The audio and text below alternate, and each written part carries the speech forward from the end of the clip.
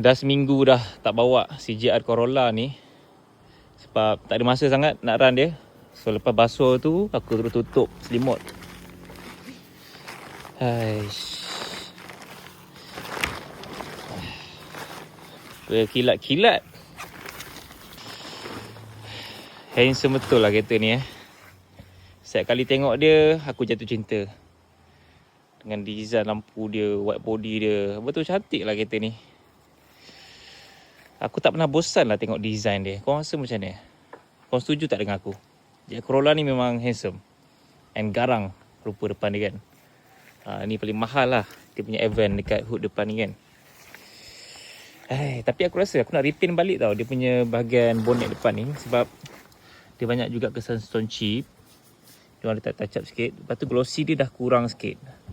Dia tak apa-apa nak cun sangat lah. Dengan bahagian bumper sikit-sikit. Ini pun aku nak adjust balik ni. Sebab ni common issue dia patah. Aku dah tanya Toyota nak tukar ni langsung 900 lebih juga. Grill depan ni. Sebab kebanyakan owner Jack Corolla memang akan ada isu yang lebih kurang sama. Ini tak langgar apa-apa tau. Tak ada accident, tak ada langgar, tak ada apa-apa pun. Dia memang patah. Ni common issue. Majority user Jack Corolla dekat Malaysia patah. Dan ada yang boleh claim warranty lah. Handsome betul lah kereta ni.